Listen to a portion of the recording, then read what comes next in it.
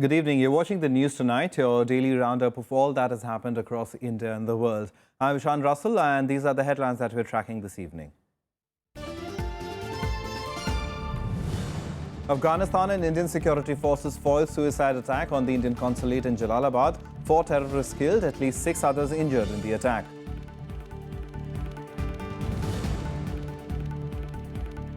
The government assures Rajya Sabha that it's discussing the issue of taxing employees' provident fund with all stakeholders. Labour Minister Bandaru Dattatreya clarifies final decision will only be taken after discussions.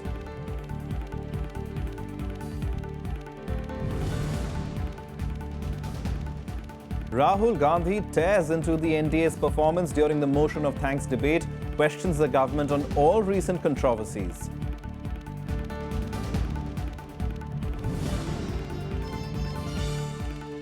India restates that priorities in dialogue with Pakistan. Foreign Secretary S. Jaishankar says action against terror by Pakistan will take precedence over talks.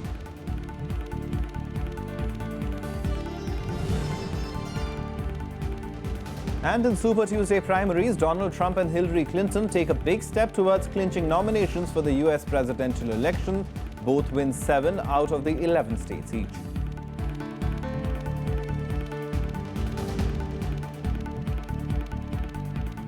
Our top story this evening, the Indian Consulate in Jalalabad in Afghanistan came under attack today.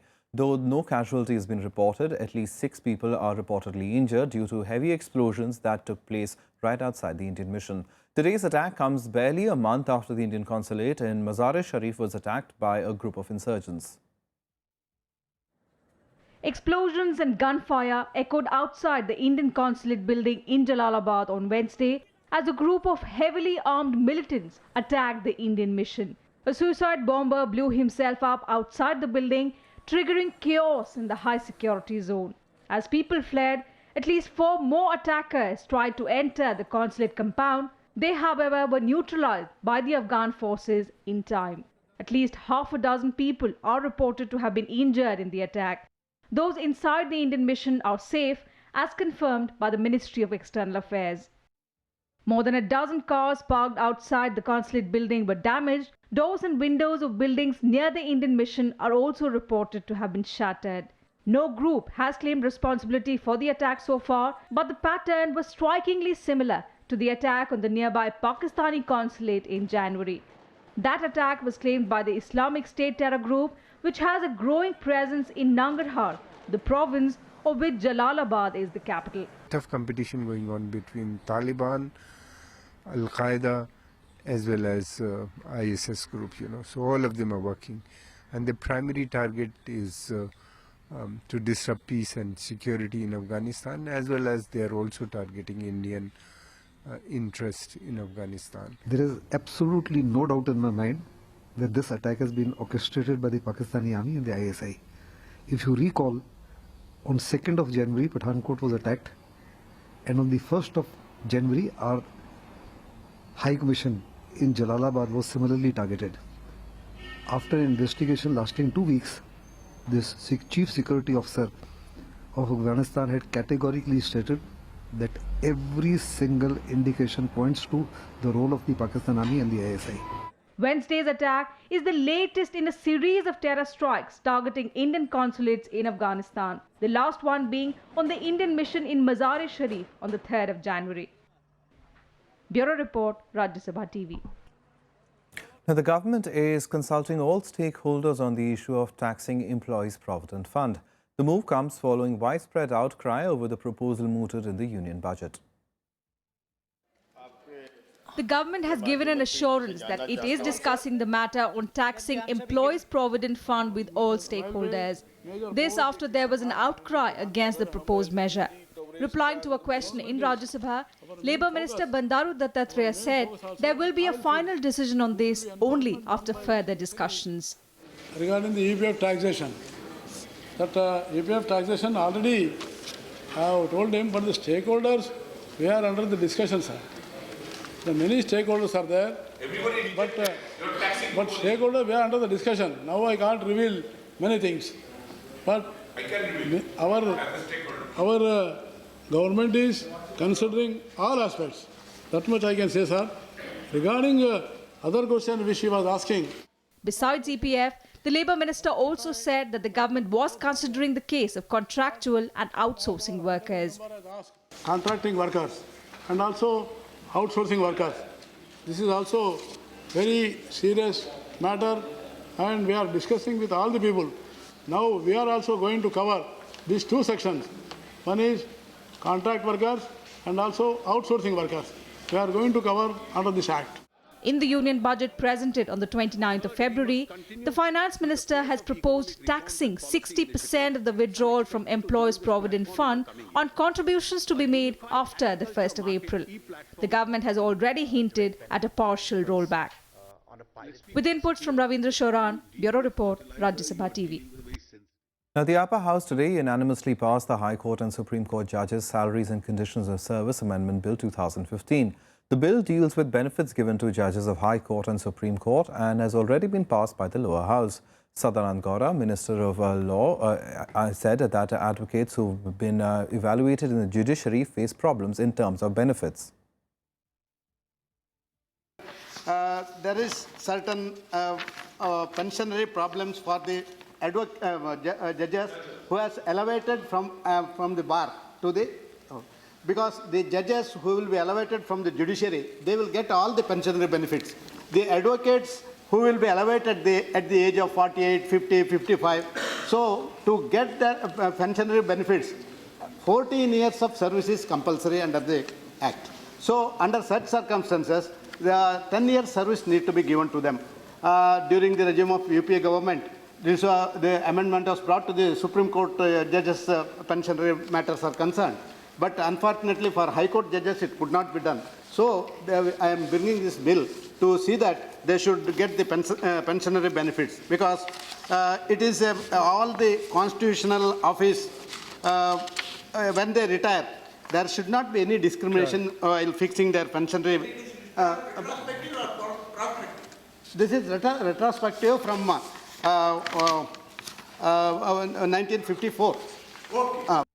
Now, taking part in the discussion on the motion of thanks to the President's address, Congress Vice President Rajiv Gandhi criticized the Narendra Modi government's performance today. He said that the government had launched a Fair and Lovely Yojana to convert black money into white money. In a wide-ranging speech that covered all the controversies that made headlines in recent months, Rahul said the government had failed to deliver on multiple fronts. Modi ji की fair and lovely योजना आई है, काले पैसे को आप गोरा कर सकते हो। इस योजना में हिंदुस्तान का कोई भी चोर अपने काले धन को सफेद कर सकता है, कहीं से भी उसने चोरी की हो। The Lok Sabha witnessed a stormy session over Smriti Irani's privilege motion today. A war of privilege motions had broken out on Tuesday in the Parliament, with the centre moving a counter-privilege motion against Congress MP Jyotiraditya Scindia for tarnishing BJP Minister Bandaru Dattatreya's image. The opposition continuing its attack on HRD Minister Smriti Irani in the Lok Sabha. The Trinamool Congress and the left also joined in, accusing her of using the House to mislead the nation with her reply on Dalit scholar Rohit Vemula's suicide. Madam, I have given a notice against Madam Smriti Irani, Honorable HRD Minister. While her reply speech, she actually misled the House.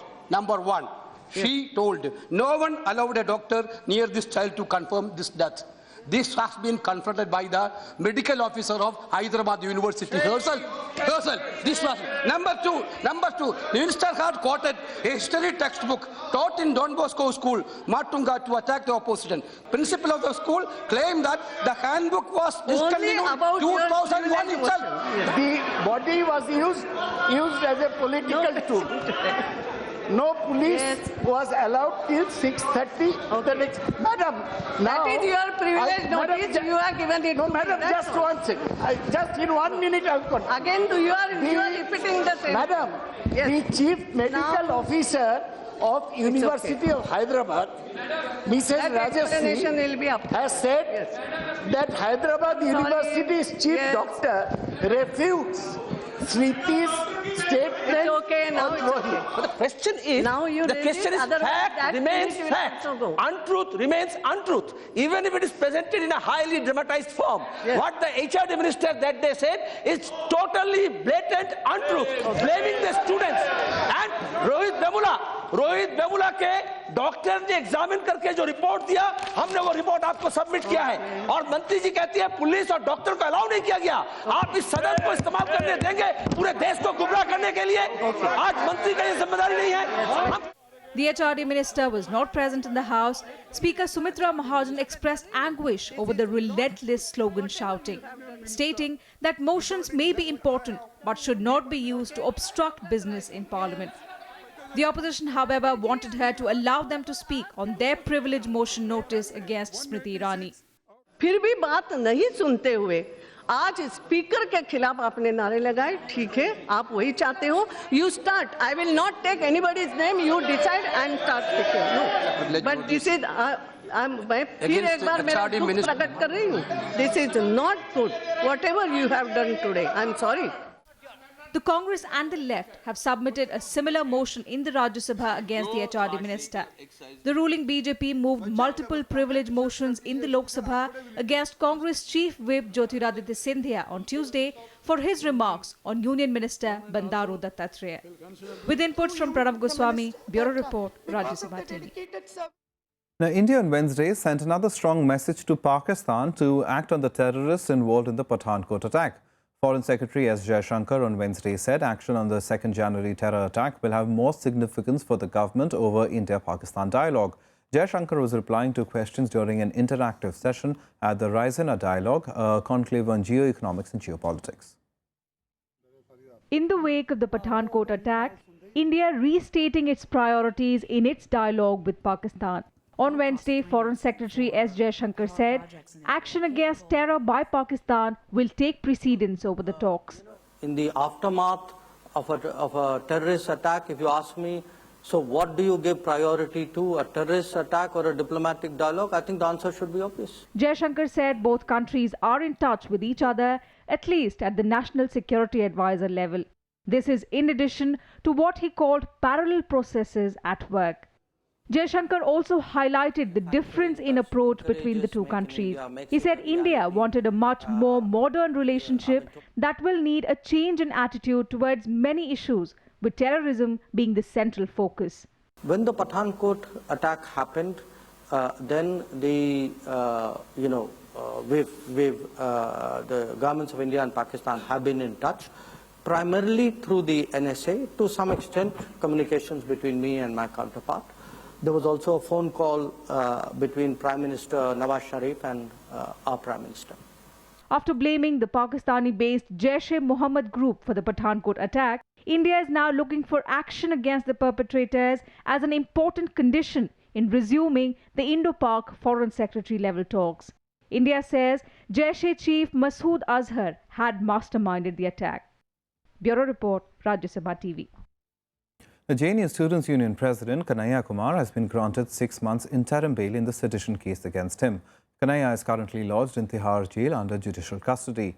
The court gave relief to the student leader by asking him to furnish a personal bond of 10,000 rupees and a surety of like amount. The High Court also said that the JNU faculty member has to stand as surety for Kanhaiya. Kumar is accused of raising anti-India slogans inside the JNU campus during an event organized on the 9th of February. The court had on Monday reserved the order after over 3 hours of hearing Kanhaiya Kumar's bail plea. Earlier on Wednesday, a forensic analysis also revealed that the videos in question that are being used to prove the student union leader's guilt are doctored. A forensic investigation ordered by the Delhi government has revealed that both videos of the controversial event at JNU were doctored. These are the same videos that were used as evidence to charge students with sedition. One of the client have sent 7 videos for examination in our lab, and we have given the report in which we said that 2 of the videos are tampered or manipulated. The report has already gone.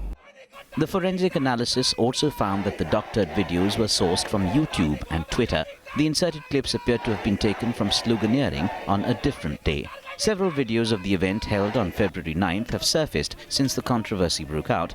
That also led to the arrests of JNU-SU President Kanhaiya Kumar and 2 other students, Umar Khalid and Anirban Bhattacharya. क्या चीज doctor पाई गई ये ज्यादा महत्वपूर्ण है। उसमें स्वाभाविक है कि वहां से क्लिप्स ली गई हैं, हर चीज डॉक्टर थोड़ी होगी।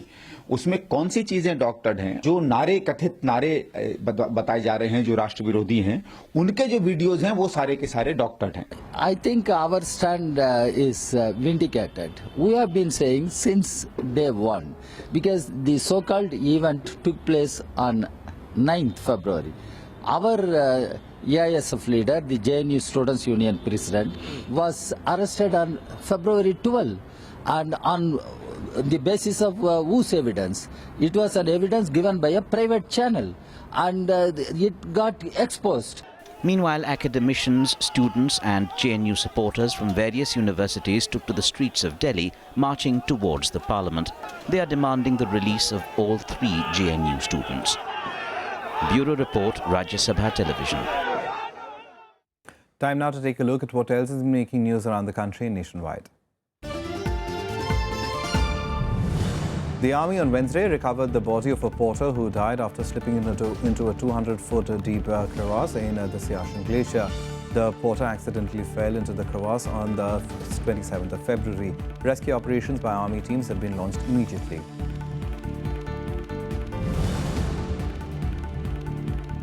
In a big relief to dance bar owners in Maharashtra, the Supreme Court today asked the state government to grant licenses to dance bars by the 15th of March, as it modified 7 conditions imposed by the state police for granting permit. The order comes after the Dance Bar Association members had filed a petition in the apex court against the conditions placed by the state police.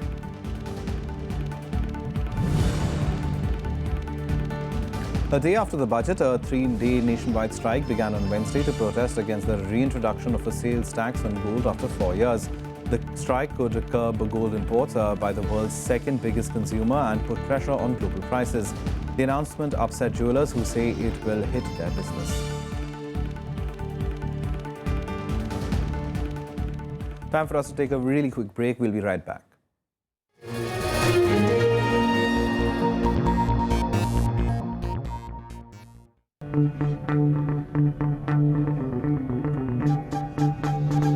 Art arisen from a multi-hued cultural canvas.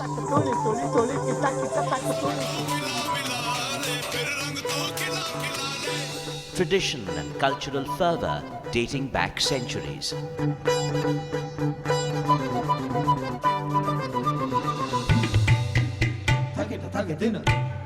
And encircling them all, there's a magic that awes. Embrace your nation's brilliant human warmth.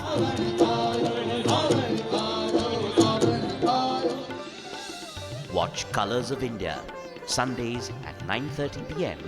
on Rajya Sabha Television.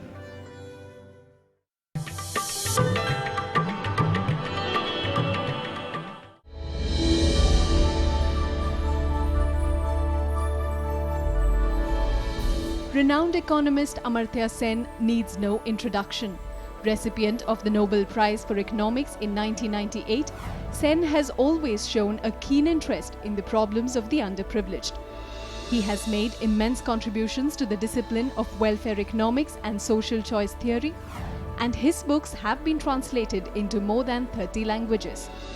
In 2010, Amartya Sen was listed among the world's 50 most influential people who matter.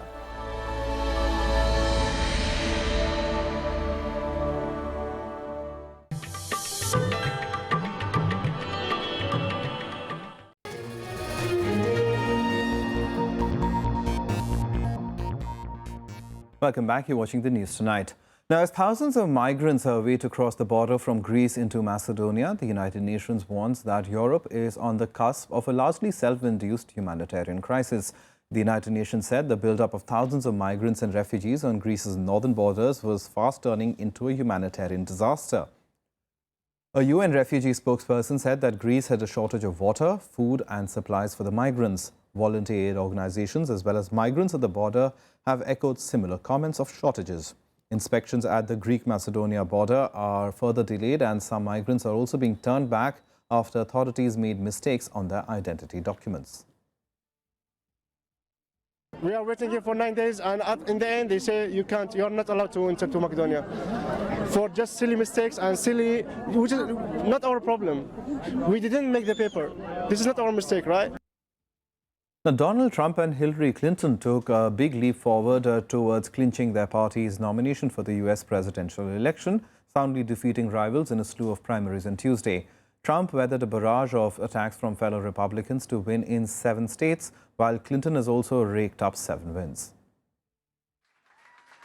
7 out of 12 for Republican Donald Trump and 7 out of 12 for Democrat Hillary Clinton. Trump and Clinton rolled up a series of wins on Tuesday as the two presidential frontrunners took a step towards capturing their party's nominations. Tuesday was the 2016 campaign's biggest day of state-by-state primary voting, so the nomenclature Super Tuesday. Post their big wins, the two leaders have turned their sights on each other. Now, it's clear tonight that the stakes in this election have never been higher. And the rhetoric we're hearing on the other side has never been lower. Trying to divide America between us and them is wrong, and we're not going to let it work. Ted Cruz on that win. That was an excellent win. And, you know, I watched Hillary's speech, and she's talking about wages have been poor and everything's doing badly, but we're going to make it. She's been there for so long. I mean, if she hasn't straightened it out by now, she's not going to straighten it out in the next 4 years. It's just going to become worse and worse. Trump's rival Ted Cruz won his home state Texas and neighboring Oklahoma, bolstering his argument that he was the best choice to stop Trump. Clinton's rival Bernie Sanders, on the other hand, also won his home state of Vermont along with Oklahoma. He vows to continue his battle for the nomination to 35 states that are yet to vote. So long as the field remains divided, Donald Trump's path to the nomination remains more likely. And that would be a disaster for Republicans, for conservatives, and for the nation. And after tonight, we have seen that our campaign is the only campaign that has beaten, that can beat, and that will beat Donald Trump. 10 months ago, as you know, better than any other group in America, when we were out on the lake, we were at 3% in the polls. We have come a very long way in 10 months.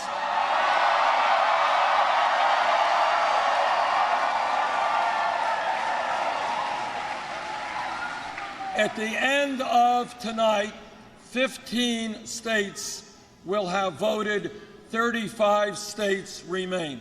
And let me assure you that we are going to take our fight for economic justice, for social justice, for environmental sanity, for a world of peace to every one of those states. Super Tuesday was the biggest single day of state-by-state contests to select party nominees for the November 8th presidential elections. Voting stretched from the eastern states to Texas and Minnesota. Bureau Report, Rajya Sabha TV. Time now for all the other international news and updates in Global Buzz. A United Nations Security Council vote on the toughest sanctions on North Korea in 2 decades was postponed Wednesday at Russia's request. A vote on the resolution, drafted by the US and North Korea's traditional ally China, has been held up for several days by Russia, which asked for more time to study the text and reportedly suggested changes.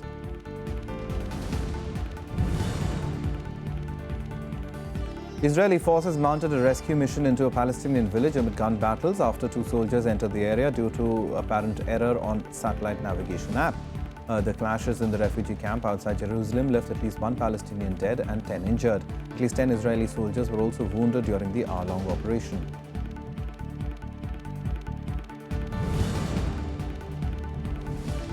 China has said that it will achieve a medium to high-speed economic growth in 2016 despite the GDP growth slowdown.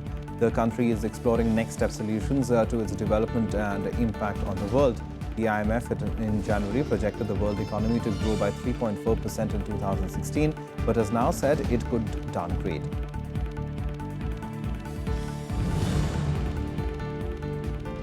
A Soyuz capsule carrying a NASA astronaut and 2 Russian cosmonauts landed in Kazakhstan on Wednesday.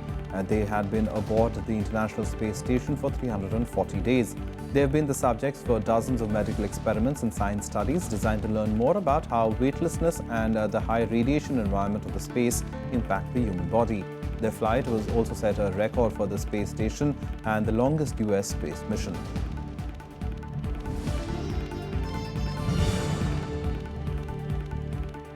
Continuous violence has left at least 670 Iraqis dead in February, of about whom 2/3 were civilians, says the United Nations. In a statement, the UN Assistance Mission for Iraq added that a total of 1,290 people were wounded, including 1,050 civilians. Last month, casualty figures were at least 849 killed, while 1,450 were wounded.